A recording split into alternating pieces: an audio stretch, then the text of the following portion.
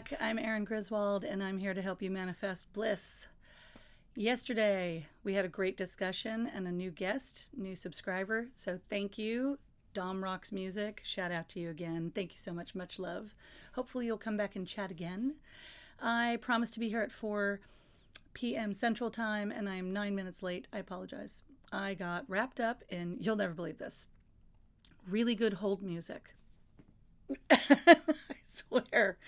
I was on hold trying to get some business done. The hold music was so relaxing. I just drifted off into my own thoughts. And then all of a sudden I was checking, text messages and emails and listening to the really relaxing music. And then all of a sudden I went, oh gosh, oh wow, I'm late. Okay. So that company gets an award for best hold music. We'll be back with those awards live right after this. No, I'm kidding. But I did tell my husband we're gonna have to start those awards. So we'll get back to you with that video coming soon. I hope you guys are well today. I'm working with someone, client of mine, and she is having a hard time. So we're not sure, how do I put this? Here's what happens in life. Maybe you compartmentalize too much. I've seen this happen a lot. You think if I can just get this one part of my life handled, then everything else will fix itself. It'll magically transform. Here are some examples. If I just lose 50 pounds, my life will be perfect. If I just make a bunch of money all at once, like winning the lottery or landing that big dream job or a magical inheritance that I didn't know about and it also makes me a princess of some amazing European country I've never heard of. So people depend on our fantasies to create hope. We generate a hopeful outlook towards a brighter future than what we are dealing with right now. And that's good. That is very good. We want people to be hopeful. We want you to feel that your life is going somewhere good and it has momentum. The dark side of that is that you can lie to yourself very easily and get wrapped up in your own fantasies and never take any action towards anything, and then you wake up a year later in the same situation and you're still stuck, you're still miserable, your health is suffering, your bank account is suffering, your relationships are suffering. Oh, here's another one, very popular. All I need to do is find that special someone and fall in love, and then all of my problems will magically melt away because I'm in love. Wrong. The second you fall in love is when your real problems begin. The second you want to make more money and you are deep into that desire, your problems begin.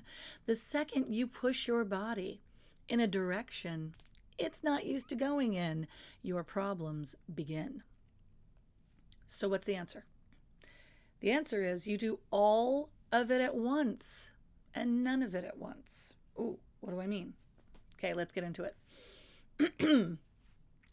Your spiritual well-being is not dependent upon one category of your life or another. Your spiritual well-being, your soul, and the universe doesn't recognize categories. It doesn't recognize labels. It doesn't recognize compartmentalization. It doesn't put your personality and your desires and your wants and needs into little boxes with little labels and put them on a shelf and say, oh, there's all your wants and needs, and I'll just take it down from the shelf and fill this up. There you go. Put it right back. Now she'll be happy. Don't have to worry about her anymore. I can move on to the 7 billion other people on the planet and forget all about her. I filled all her boxes. She's good. She's set for life. That doesn't work. It doesn't even work in a pantry or a refrigerator because you eat the food and you have to replenish it. So, energy, the movement of energy is what we're talking about. It doesn't matter if it's your pantry, your refrigerator, the clutter in your house. There are places where energy moves and there are places where it gets stuck. The easiest metaphor to think about is any river. Any stream or any river will have a little rough patch, a little smooth patch, a little part where it goes really fast, a part where it goes really slow. It'll have debris that's fallen in from storms, and you have what's called an eddy, that where the water pools. Maybe there's a tree limb. It gathered some leaves and stuff, and it's created a dam in part of the river. And all of a sudden, some of the water will be diverted there, and it'll just swirl like a little whirlpool, and it won't let you go. Now, if you want to get trapped there so you can get out of the river, that's a good kayaking tip, but or white water rafting.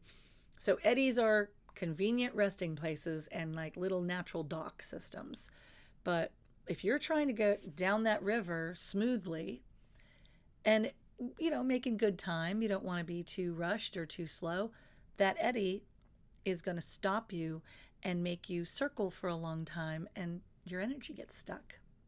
So you may not realize this, but you have created a bunch of dammed up systems along your river, and you're stuck in little side pockets, little eddies all the way down, and you are not transferring energy as efficiently or organically as you should be and can be. You're capable of it. The problem is our thinking. Our thinking is we set up an obstacle and then we go after that obstacle with as much effort and hard work as possible to accomplish that. So we call it a goal. We say, my goal is to lose 50 pounds. And now all of a sudden my entire life becomes lopsided because all I can think about is what I need to be doing to lose 50 pounds. And the more I focus on losing 50 pounds and the more I focus on my body, my weight, the food I put in my mouth, the calories I consume, the exercise I'm doing to burn those calories, that becomes my life. Whatever I focus my attention towards becomes my reality. So I will draw it to me. I'll bring it closer. I'll surround myself with it. And all of a sudden, my entire life is about what I eat, what I exercise, what I'm consuming, what I burn, what I'm wearing, what I'm looking like, the number on the scale. I'm just creating a compulsive habit and a very compulsive thought that will haunt me. It won't help me. So things that haunt or help. Let's look into this. This is part of my book. It's part of my system. And if you want to join into my community, once I launch that, you're going to have like-minded people like me and other people like me who are thinking differently and behaving differently and feeling different about themselves and their world and their life. So let's talk about this little place where we have a habit that either hurts us or helps us.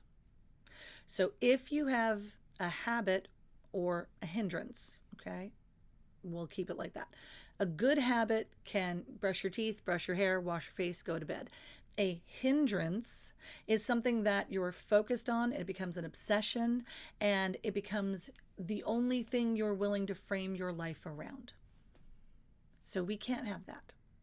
It's got to be helpful or it's got to be healed.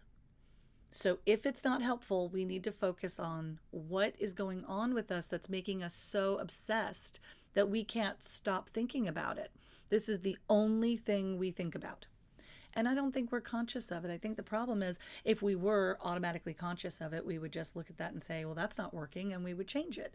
And it'd be very easy. But we get stuck thinking about what we're thinking about. Now, what does this have to do with the hold music at the beginning of this whole conversation? Everything. I got on the phone to do something. I had a goal in mind. I needed to accomplish that goal. I got on I went through a phone tree like no other.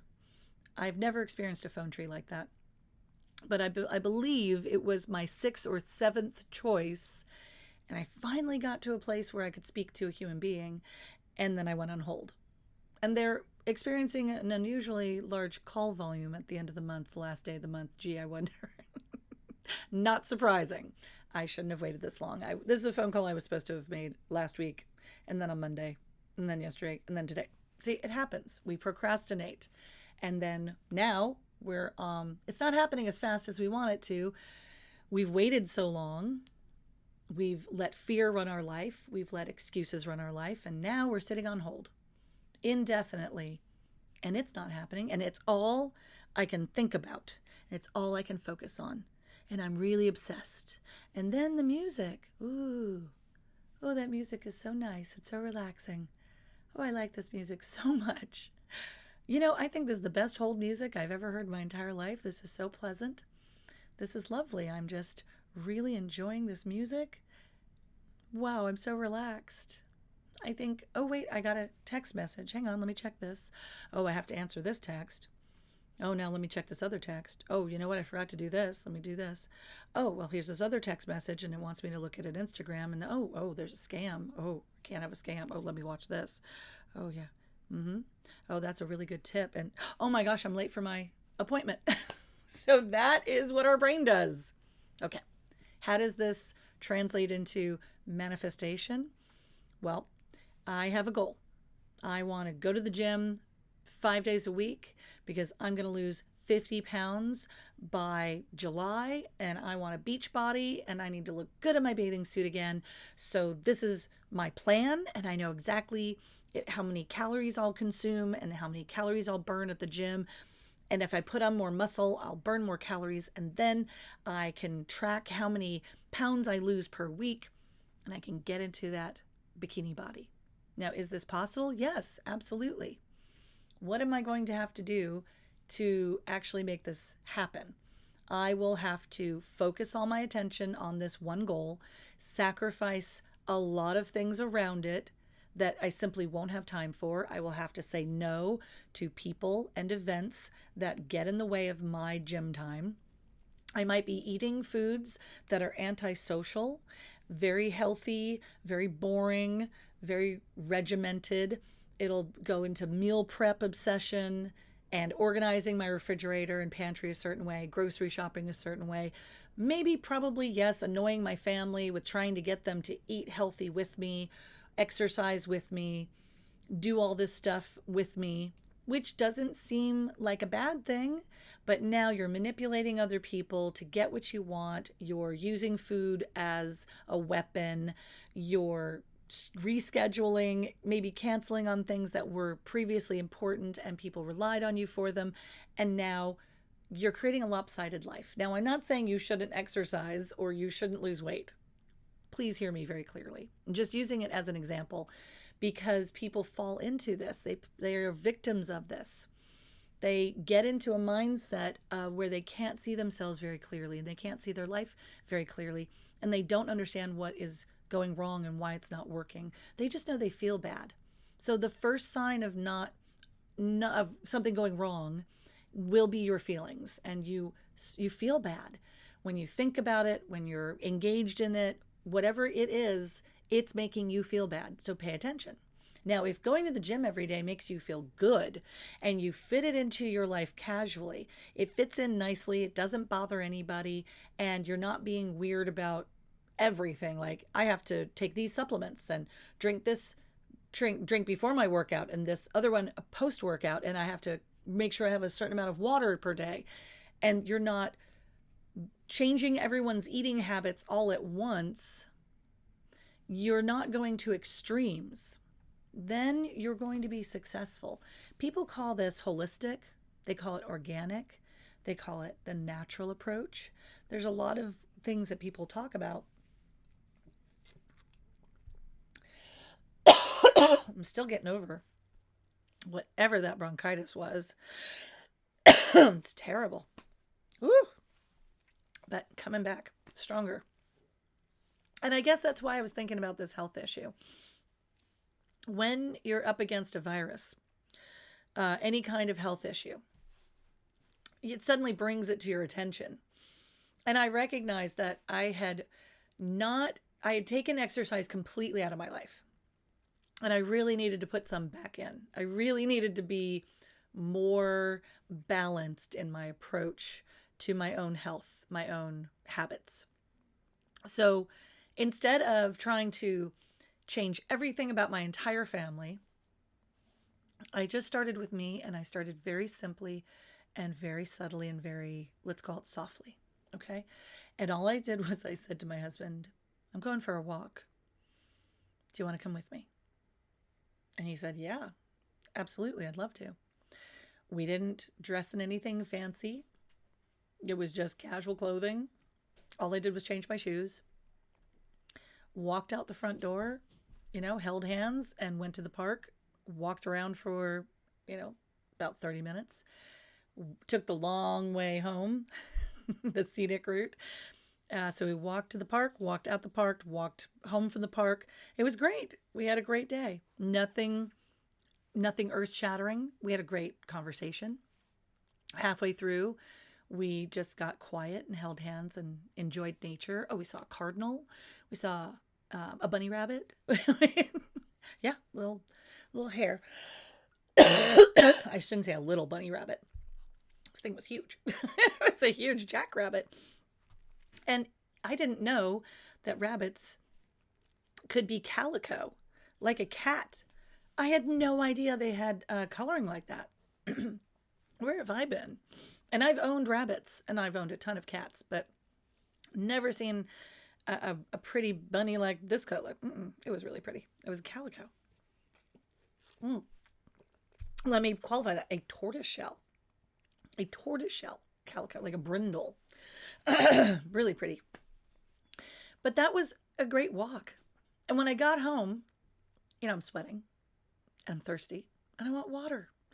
So I drank a bunch of water, and then I got an appetite, and I was like, oh, I'm hungry. I want, and of course your body will say, I want something healthy. It just happens. Oh, okay, let's have some chicken and, rice and a salad. And it wasn't any big deal. It was just, let's make some dinner. Okay. That is what works. How do you get to that? It starts with internal well-being. It starts with internal balance, and it leads you to instinctual behavior instead of highly regimented, forced, goal-oriented, check the box to-do list. It's instead a more organic approach. So you can feel your way through what you're doing and check in with yourself at every stage so you can make sure that what you're doing is really what you want to be doing. There's a difference between what you have to do and what you want to do. It is so much easier to make substantial, huge life changes, one little nano action at a time, from a place of what you want and what you feel good about. The double-edged sword is desire. When you desire something too deeply and you hold on to it too tightly, that's where problems happen. That's where you run into trouble. It is not a big deal to want something if you just want it and you let it go. Don't dwell on it. Don't obsess over it. Don't worry about it. Don't put too much energy on it one way or another. Just, you had a thought. You want something. Okay. Move on with your day. It's noted. So you remember when I said the universe doesn't have a bunch of boxes with your name on it and everything's compartmentalized? That's true. It does not. But it does take note of your desires. And it'll hold your desire already done for you in the alternative space, as transurfing calls it. The vortex, as Abraham says. It'll hold it for you in a space where when your vibration matches the vibration of that gift, you will receive it. It's that easy. And it takes practice. Imagine you've been invited to a birthday party. And there's a fantastic birthday party you definitely want to attend. And the birthday party is for you. You've been invited to your own party. Someone is throwing you a party. And they have a lot of gifts for you. A lot of presents. It's everything you've ever wanted. Everything you've ever thought about. And you just thought, I want that. I like that. I need that. I want that. Boom. It's in a room. It's in a warehouse. It's in a stadium waiting for you. That can be intimidating. That can be very intimidating. Number one, where am I going to put all this stuff? How am I going to handle it? What am I going to do with all of it? That's a lot of attention. People are going to be looking at me. They're going to be judging me. They're going to want it. Maybe they want to steal it. Maybe they want to borrow it. Maybe they want to use it. Maybe they expect me to throw a party in my new mansion and swim in my swimming pool. And I don't want that. Maybe I'll just wait. Maybe I won't attend that party yet. Maybe I don't need all that stuff today. You don't think this is happening in your head, but it is. This is the kind of conversation you're having, whether you're aware of it or not. So that's why I'm saying there are two ends of the spectrum. One end of the spectrum is desire with obsessive goal setting, and people who will not stop until they get to their goal. But then they're willing to sacrifice a lot to get there. And that can cause an imbalance in your life. So remember the three categories. You've got health, love and relationship, career and money.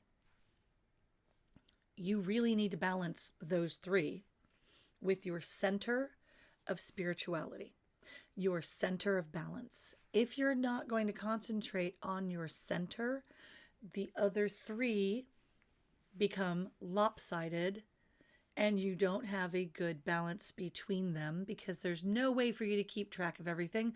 Let Source do that. Let Source keep track of everything for you. That's your inventory system. It's your guidance system. You don't need much more than that. What you do need is to center yourself, balance yourself, and know that what habits you are forming are helping and which habits you have formed that are hurting. So if you look at your choices throughout your day, is it helping or hurting? Is it going towards better health and stronger, healthier, happier relationships with people and a healthier bank account?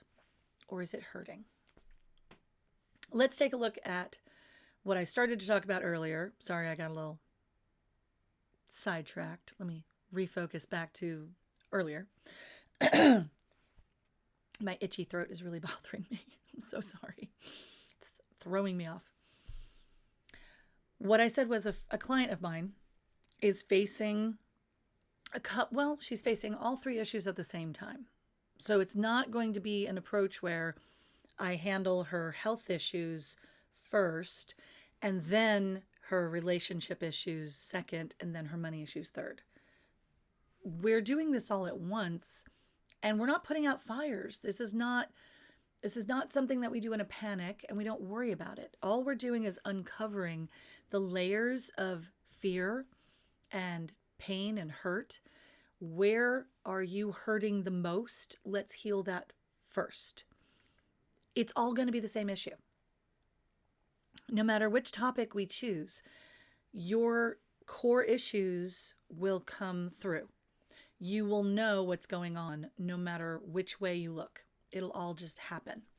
So you don't really have to worry about what you're doing and how you're doing it, because as long as you're focusing on healing, the actions will be guided and they will spread out throughout your whole life. So what do I mean by this? What I do every single day to handle I'm not a hoarder anymore. I'm a recovered hoarder. So I'm going to say to handle the disorganization in my life, to handle the objects in my life, I handle them physically. I'll pick up an object. Here's a great example. I found this in the corner of my office. It was a gift given to my son, and he really enjoyed this gift. He loved it. And then the batteries wore out, and he took the old batteries out smartly so it wouldn't ruin it. But then he forgot to put new batteries in. So it's just been sitting in a corner collecting dust because he simply forgot to put batteries in it. So when I found this object, I was like, oh, I can help with this. I know where this goes. I know what to do with this. All it needs is batteries, and it will have a better home, and the person who enjoyed it previously will enjoy it again. This is my win for today. This is it. If I don't touch another object in my house, if I don't declutter another section of my house today, I have a win. I have something that feels good to present to my son and say, hey, just thought of you, fix this for you. Would you like it? If not, I'll use it. And it could always be a nice regift or a sale on Facebook Marketplace. So there's lots of different ideas surrounding each object, but how I feel about it is the most important thing. And giving myself a tiny neutral win is better than spending an entire weekend cleaning an entire room, focusing my entire life on that room that whole weekend, and then at the end of it, having to celebrate in some really big way. This is actually what a lot of people do, and the universe will respond to you in a very interesting way. The universe will respond to you by balancing your energy. So if you have really focused on one project, one thing with intensity for a long period of time, and then you're relieved at the end of it and you have a big payoff, big celebration, you're going to experience a low equal to your high. Let me say that again. You're going to experience a low equal to the high you just experienced. So life is truly about balance. And I hate to say this because it sounds so boring. It's about a certain level of neutrality and relaxation that if you get into it deeply enough, it is bliss. It lives in the realm of satisfaction and contentment that equals a type of happiness that's very relaxing and easily sustainable. It feels kind of like a warm bath. And it is really what the source energy is all about. Source energy is about a relaxed flow. Remember when we talked about the river? A relaxed and constant flow. Perfect temperature, perfect speed, perfect gentleness, just moving energy to where it needs to go. It just flows where it needs to go. That is actually the most successful energy management you can strive for, but do it without striving for it. I love this. So when I tell you to do something, I'm like, yeah, but don't put too much energy on it. But don't put too much focus on it. Yeah, but do it casual. Okay. You're going to hear this a lot because when you do it with this huge amount of enthusiasm, I'm going to do this amazing thing. Watch out, world. I've got my list. I'm ready to take action. Let's go. Yeah. The energy has to be balanced and bring you back to center. So that's why these huge launch things, making a big deal out of something, getting all jazzed about it. Yeah, it feels good. It's fun. But here's a great example of what I mean. If you ever watch a 6-year-old, 5-year-old, 6-year-old, kindergarten, first grade, just observe one. Watch a video about one. Okay, there's tons of videos, right? You don't have to actually have a child to do this. But observe a 5 or 6-year-old, especially, I don't know why 6-year-olds, they get like so excited about everything. Okay. You tell them you want to take them to the park. Oh, yes, I want to go to the park. Ah!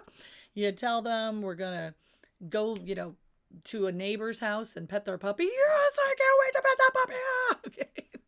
It's like everything is wrestling mania, just everything is going to Disneyland. Everything is ultimate. Okay, now what happens after the amazing thing that they got all their energy worked up for. They just went to the park and played and it was amazing. Or they went to that neighbor's house and they played with that puppy and it was amazing. And on the car ride home from the park or from the neighbor's house, what is that child doing in the back seat of that car in their little booster seat, all snug in their seatbelt? Snoozing. They are conked out and taking a nap because all that energy needs to be replenished, needs to be balanced.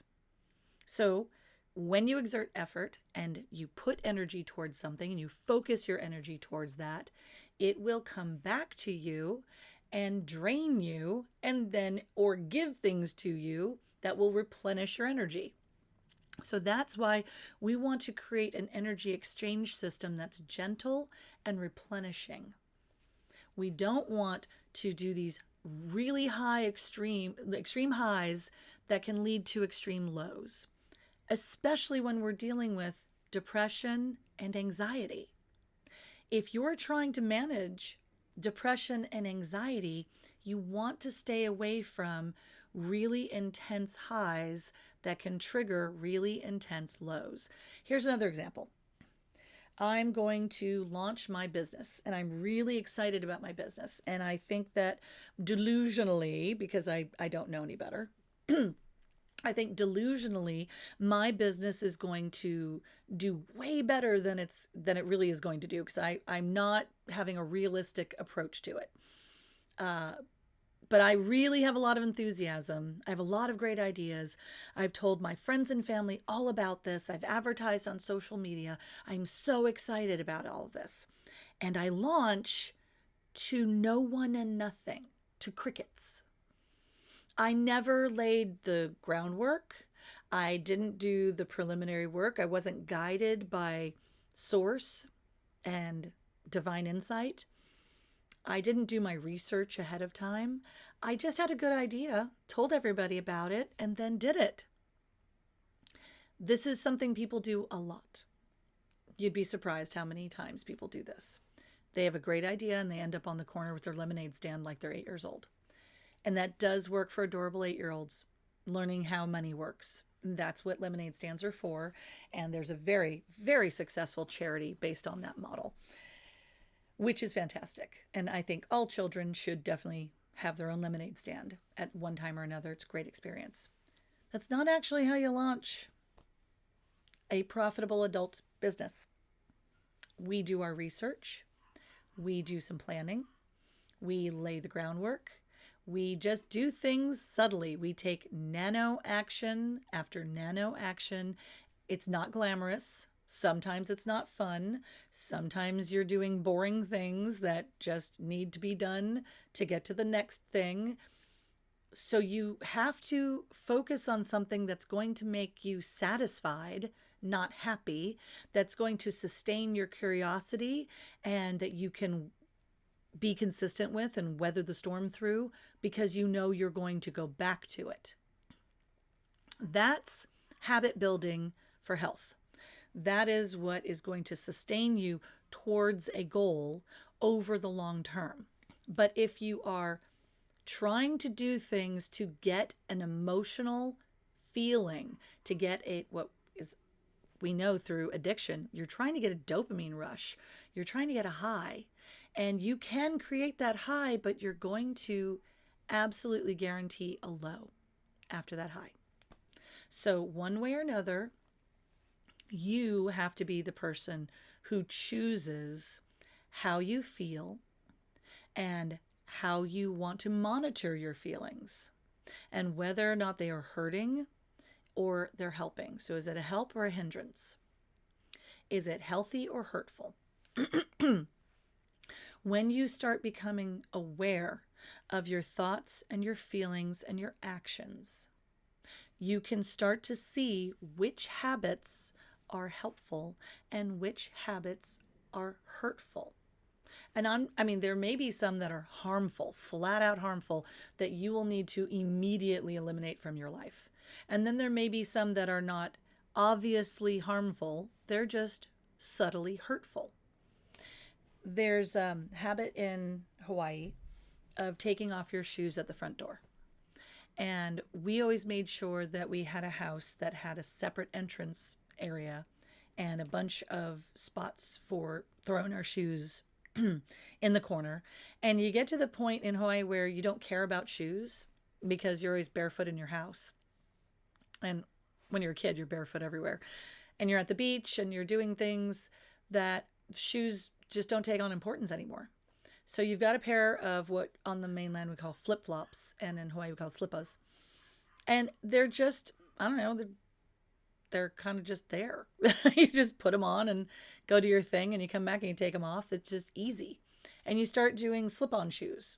And even your fancy shoes become slip-on shoes. And then even if you wear heels out of the house to an event or dress shoes, you come home and take off your dress shoes or your high heels and you're holding them and you immediately, you're barefoot once you're in the house. So you don't have to like switch shoes. You just take off shoes. Now, some people put on little sock slippers and, little cozy house slippers, and that's fine. But the whole point is keeping your home environment clean and not bringing the debris and the germs from the bottom of your shoes where you're walking around all over the place. You don't bring that into your home. Your home is sacred. And that threshold is there to transition you from the world that has exposed you to things that may not be healthy for you. And then you go through a small nano cleansing ritual of just taking your shoes off. And maybe putting something more comfortable on or staying barefoot. And then you are in a mindset of comfort and relaxation and cleanliness. And that is a nano habit that is life-changing. Absolutely life-changing. You will have clean floors like you have never had clean floors before because you are walking around either barefoot or in socks or in little cotton house slippers or maybe bamboo house slippers if you like to be sustainable. And you are suddenly aware of the fact that you're doing a lot of laundry if your floors are dirty because your nice little house slippers need to be washed every night as you walk around. If your floor is dirty and you're having to wash these very dirty things from your feet, you're like, it just brings your awareness to the cleanliness of your floors. And then maybe from the cleanliness of your floors, it brings your attention to the cleanliness of the whole environment. And then you start to notice if things are where they belong and they're useful, or if they're out of place and not so useful. And then you can start to make subtle nano changes that don't freak you out, that still balance your energy and keep you neutral. But you're just going to tackle one object at a time or one area at a time, maybe just your desk, maybe just the dining room table, maybe just the island in your kitchen, maybe just one bookshelf. There are lots of places in your home that will need attention if you clutter and if you have obsessive compulsive behaviors. You might, like one of my clients, you might obsessively keep every ketchup, every sauce pack, everything, maybe the little plastic cutlery kit, the salt and pepper. You may feel like it's a waste if you throw that stuff away, which it is. So instead of saying, I don't need that, at the point of service, being brave and saying, no silverware, take it back. No napkins, keep them. I don't need all those sauces. You just give it right back. You take it out of the to-go bag and say, no, thank you. Don't need this. That is where you should be communicating that you don't need anything more. You're good. And you should only be taking what the people you're feeding are really going to be using, especially if you're taking that food home and you already have these things at home. So be mindful. Once you're home, now you have this stuff that some people feel guilty about throwing away. Well, then use it. Don't stick it in a drawer and line it up and make it, oh, look at how pretty it looks in this drawer. And now I need 2 more to complete my collection. No, like, leave it on the counter and use it. And don't get another one until all of them are used. So ketchup from our favorite What an Amazing Place. We love Whataburger. If you're from Texas, you're going to love Whataburger. We love Whataburger. We go to Whataburger probably twice a week. And we get a lot of ketchup from Whataburger, but we lined them all up on the counter and we stacked them up. We stacked the fancy and the spicy. And we were like, wow, we have a lot of ketchup. That's like a bottle's worth of ketchup. Okay, we don't need ketchup anymore. Until all of this is used, we're not getting another ketchup. And that's what we've been doing. It's a simple nano habit that changed our life for the better. We just stopped accepting the ketchup at the window. No ketchup, please. We've got it. Thank you. That's what I mean by the power of focus, the power of attention, the power of nano habits. When you take nano action and turn them into nano habits, these little tiny micro actions make up your life. You are made up of what? Microscopic cells and little tiny particles and all. So think of yourself as being a system of tiny things that make a big thing that walks around and talks. Your habits make your life. So micro habits or nano habits will change your life for the better. So the first step in becoming a new person and is balancing your energy. We will get to advanced training where we're looking at attracting the kind of love you want to sustain you for a lifetime, and the kind of wealth that sustains you for a lifetime, and the kind of health that sustains you for a lifetime. We will get there, and we will refine, and we will go into great detail, but that's an advanced class. And where do we start? When we're dealing with depression and anxiety, we're starting out with leveling out our mood, leveling out our energy, looking at nano habits, and trying to create balance. Because if you're struggling with anxiety and depression, you are out of balance. Something has taken on incredible meaning and it's pulling focus, and you can't see your life. All you can see is that one thing that you're obsessed with. And it may be going to the gym for hours per day and having a regimented schedule of habits that are not working for you. They are not working for you.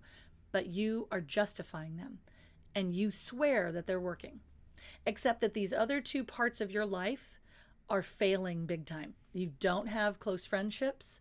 You don't have a love life that is fulfilling. Maybe your relationship with your family is strained. Those are warning signs that something is off balance, something is out of whack, and you're going to need to take a look at that area of your life and get really honest about it. And we'll go into that in another video. We'll go into that kind of level of honesty. And it also happens in business, whether it's your job that you hate, a business that you're starting that's floundering, something that you've trying to turn a hobby into a business. These are lots of things that people do. Believe me, I've done them all. We'll talk about it. I will give you the lowdown on all the crazy things I've done in my entire life that have not worked. They taught me a lesson. So in that regard, or they worked for a while and then they stopped working because I lost my momentum. The wave crested and it was not interesting to me at all after a while. And I just didn't want to do it anymore. So being honest with yourself and allowing yourself to flow like a river, as Bruce Lee said, be like water. That's the essence of Kung Fu. Be like water. You got to flow. Energy has to flow. So if you're willing to flow, you're willing to be honest, and you're willing to come into balance, then you have what it takes to manifest your bliss. You definitely have what it takes. You're going to need a step-by-step system, and that's why I am really focusing on not pressuring myself. I'm doing it divinely guided with gratitude and a peacefulness. I'm working on my book, finishing that. I've been working on it for a while, and now it's all coming together. and I see it. I see how it needs to come together.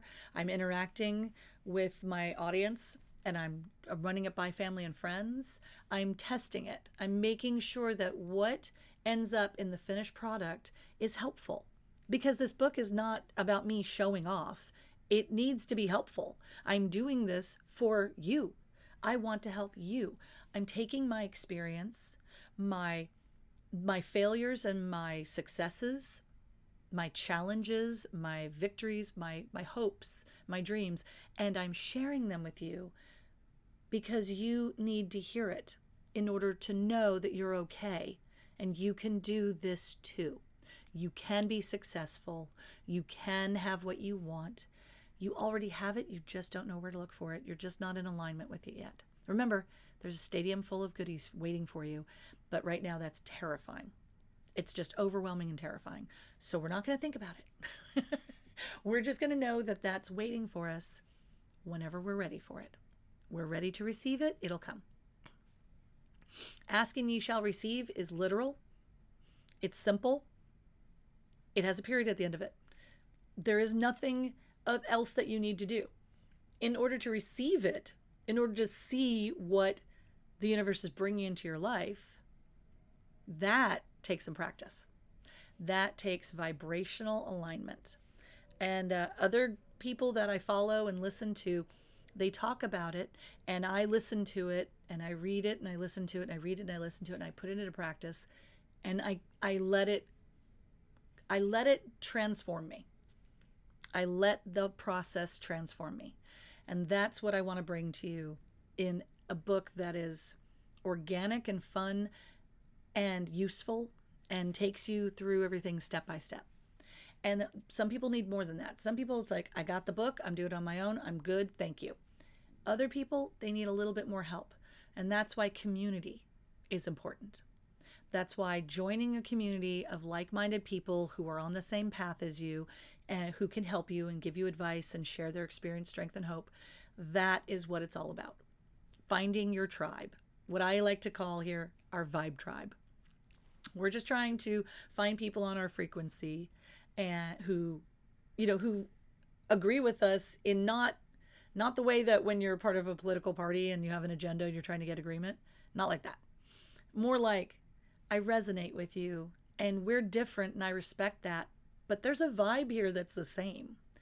We have something vibrationally in common that goes much deeper than our opinions about food or what our favorite color is or which political football team we cheer for. Okay? Way deeper than that. And right now, I think that is what every person on the planet wants and probably needs. I'm going to wink at you because, of course, it's what we need. We need connection. We need respect and dignity. We need to feel like we're validated. And here's a wild concept. You will receive what you give. So practice giving validation to others so that they will see you and validate you. I'll say that one more time. Practice validating other people so they have an opportunity to see you and validate you. That goes a long way to calming your insecurities, soothing your anxiety, and lifting you up out of depression. When you feel unseen, find someone to see. See them. Acknowledge them. Just listen to them and help them to feel heard. It is not your job to solve their problems for you, for them. It is just your job to resonate with them, hold space with them, and then they'll do the same for you. And a lot of problems don't need words to be solved. They just need someone to understand on a vibrational level, and you feel it, and you don't feel so alone in this world, and then things start to change for the better. Welcome, first time chat. Wonderful grudge. See, I love this. Wonderful grudge. I want, if you want to chat with me, I would love to understand why you chose that name. That is so cute. I'm going to say a quick hello to you. Hello. And welcome. I would love to know why you chose Wonderful Grudge. That's a cool name. And we have just been spending the last hour talking about not holding a grudge and not getting too fixated and not becoming obsessed with something in a way that crowds out other parts of your life or causes you to have your life go out of balance, out of whack. So, welcome. If you have any questions, if you want to, say hello, I'm here for you. I am using my time in Twitch, just chatting and then posting to YouTube in order to invite comments, questions, and interactions. So when we're live here in Twitch, it's easy to interact. When I'm posted on YouTube, please feel free to leave comments because I am in the final stages of editing my book, pulling it all together and doing, that smooth out rewrite. So it's just making sure my transitions make sense, making sure I filled in any details that are, it was just a good thought and I got it down and now I have to go back and clarify it. I'm putting in worksheets to help people kind of visualize and gain control over their thoughts and feelings and actions. And in doing so, that is organically informing what is going to be a part of our community and the online curriculum and the course that I'll be offering. So all of the things that we're sharing together will benefit you and they'll benefit other people. So when you get in right now, when I'm just starting, number one, you get a lot of one-on-one time with me. And a lot of people are implementing the teachings that I've learned and that I've implemented, and now they're implementing it. And they're coming to me, they're reading the same books, listening to the same audiobooks, watching the same videos, and then they're bringing their questions to me. And because I have a little bit more experience, I'm able to say, oh yeah, this is what I did, or oh, this is my thought on that. And then we have a great dialogue. So I would love for you to be a part of that great dialogue. I would love for you to be a part of this community that we're building and for you to have your questions answered. So if you are struggling with any part of your life, whether it's health, love and friendship and family and relationships, maybe you have some conflict, maybe you haven't found love yet, or maybe you're struggling financially. Maybe you hate your job, not making enough money, struggling with bills and debt. Maybe you want to start your own business. Maybe you have your own business and you have some challenges in that department. I have had everything I've just said has happened in my life, and I have figured out ways to overcome that. I suffered from severe anxiety and depression. I'm neurodivergent. I'm on the spectrum. You can call me autistic. You can say whatever label you want. It doesn't matter. I know what my label is. I'm comfortable with it. I know who I am now. But when I first started to figure these things out, getting a label as an adult, it would have been really helpful when I was a kid. But the way that we speak about things now, it wasn't available back then. We didn't have the language. We couldn't see things the way we see things now. Pardon me. Having some allergic reaction today. Okay, much better. When I was raising my son and getting my Master of Arts in Teaching, part of my degree was to study the psychology of learners, the psychology of the child brain, the developing brain, from birth through adulthood. And I realized that, well, adults, we learn the same no matter what. It doesn't matter if we're just born or we're 94. The learning process, it's the same every time. It's just if you're neurotypical or you're neurodivergent. Those are the only two things that are different in a person's learning and recall centers.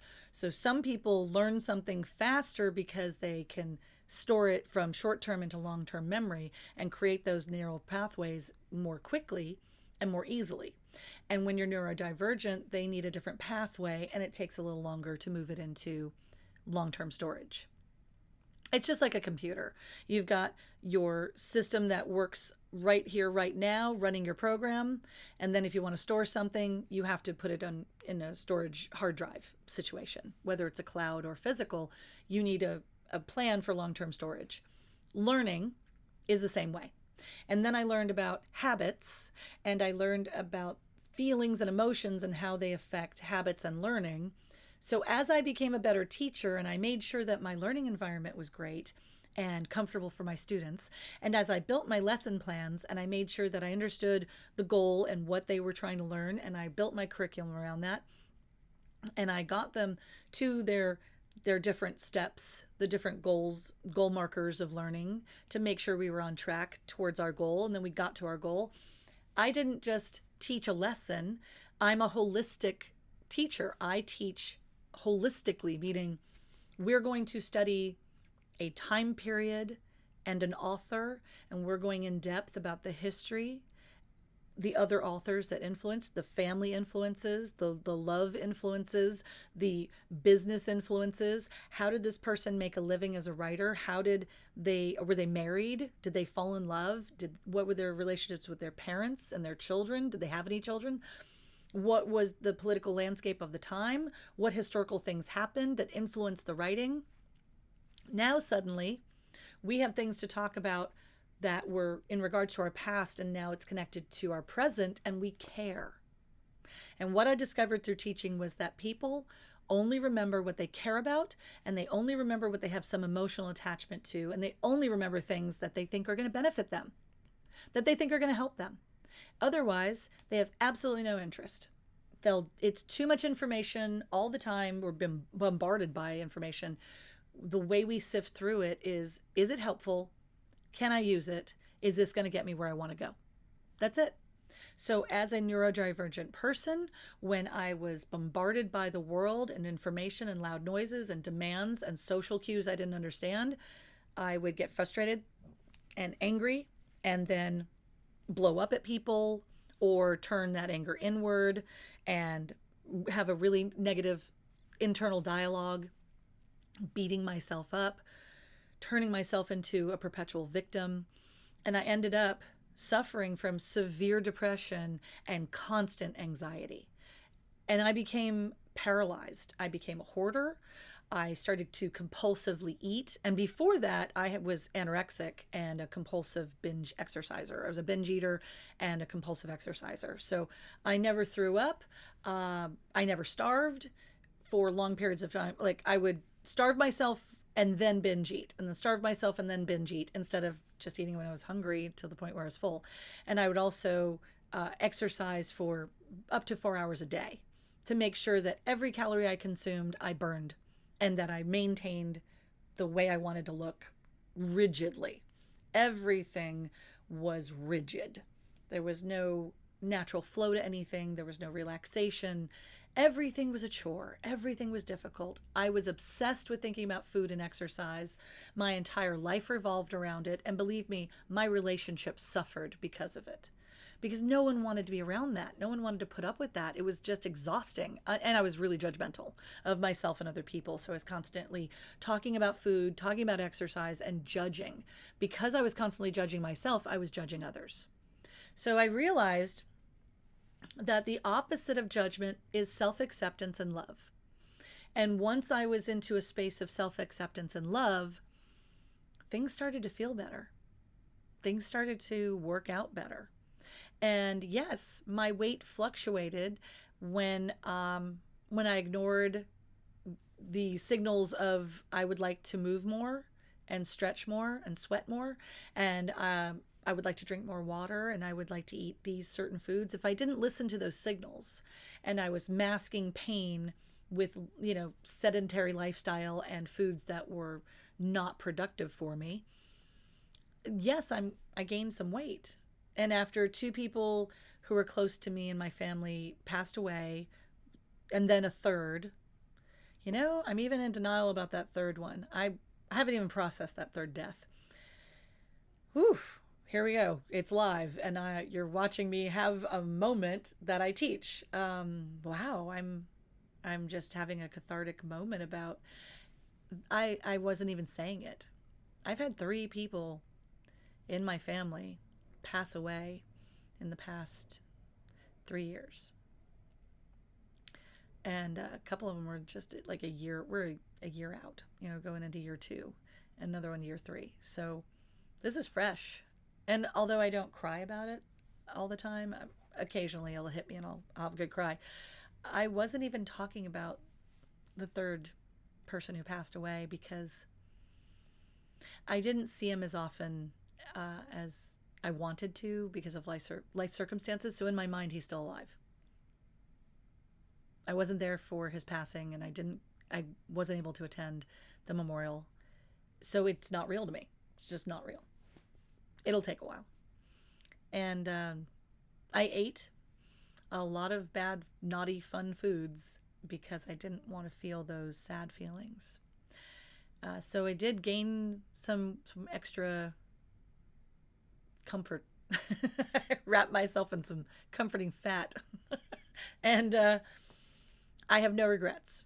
It was worth that journey and the healing process that has come as a result of gaining that weight. Now, losing this weight, letting it go, relaxing into the form of myself that I feel most comfortable in. My clothing is fitting better. I'm moving more. I'm making holistically better choices about my food and water intake. It's happening naturally. I'm not beating myself up over it. I'm not judging myself. Acceptance is truly the answer to a lot of anxiety and depression. A lot of it is, see, I'm feeling lighter already. I'm feeling really good right now. You guys just witnessed me manifest bliss. I just went through the whole process. I just manifested my bliss. Now, I am an advanced student now, so that live on camera, while a thought just hit me, and I trained myself to be aware of those thoughts and feelings, and I felt it. I felt the resistance. I felt that part of the river where I was caught and the energy was dammed up. And I removed the dam and I let that energy flow. And I am feeling so much better now. I'm feeling relaxed and capable. And I do have a personal belief system that says that when people transition, their energy transitions after death, they're still with us. So now I'm probably feeling the energy of that person who I love, who I miss, and that person loves me. So I'm most likely feeling the love from them that I was blocking because I was scared to feel the sadness. And instead now I'm blissfully happy and relaxed, and I'm really feeling the love that they wanted to give me. Remember, I told you there's a stadium worth of things, dreams and hopes and wishes that are yours. And a lot of that is love. A lot of what's in that stadium being held for you right now is love. And I just decided to receive that package of love. And I'm so grateful right now. You guys are watching this in real time. This is really me feeling my connection to that person and the love and affection that we felt for one another. This is what it looks like to live in bliss, to live in gratitude and connection to people who have passed into another form. Oh, that felt so good. That feels great. And I promised Dom Rock's music yesterday that I would go back through Bhakti, and I did last night. I went back through Bhakti, and he said, let's remember what he said yesterday. You ever done Bhakti? It's the best I've found for getting bliss. You can do a technique for love or calm or whatever, but Bhakti seems to be the one for bliss. And I went back through my mantras and it's simple. It's the love you feel for your deity and the love that your deity feels for you. So any religion can participate in this. It happens to be Hindu. And so, Shiva is great. Ganesh is great. So there are different Oh, I'm getting a call. How fun. There are different deities, but if Jesus is your jam, then absolutely focus on your love of Christ and how much Jesus loves you. If you worship God in many forms, but we're going to say God. If you worship God, that connection between you giving love to God and God giving love to you, that is real. And what I just experienced, feeling the love I had for the person who passed away, that love is eternal. It's always available to me if I just sit still and focus my energy and get into alignment and tune in. I'm feeling that love from that person right now. And it feels fantastic. So I'm going to go because I'm going to continue this great feeling and have a good happy cry and tell some stories to my family about this person because they're mutual and they're coming to me. This is really fun right now. So I'm going to go have a moment of bliss and return that phone call, and life is just happening right now. It's like the energy is woo. So this is what I'm talking about, guys. This is how you manifest bliss. And I'm so grateful this happened. I'm grateful you were here to share this with me. And please be in contact. Join in the 4:00 chat, Central American time, USA Central time, 4 p.m. And I'll jump on and off at different random times, but I'm trying to keep a schedule as much as I can. And 4:00 is the time to meet me and say hello. And if you can't be here live, remember that it's on the stream is still available on Twitch after I'm done, and I post it on YouTube as well. You can follow the link over there to my YouTube channel. It's Manifest Bliss YT for YouTube. So Manifest Bliss YouTube, Manifest Bliss YT, and go ahead and leave a comment for me on any of those videos. Some of them will be this raw form where it's just me chatting and it's the whole thing.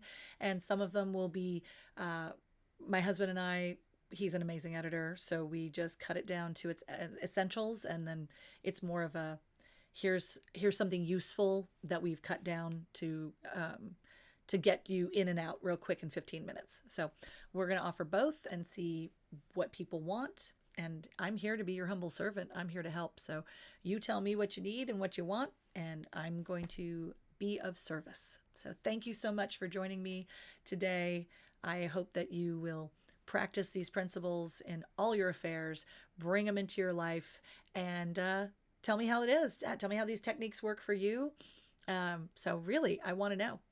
And I'm here to help you. So until next time, I hope that you will manifest your bliss your way. And I hope that you will be well. Thanks, guys. Until next time, take care. Bye.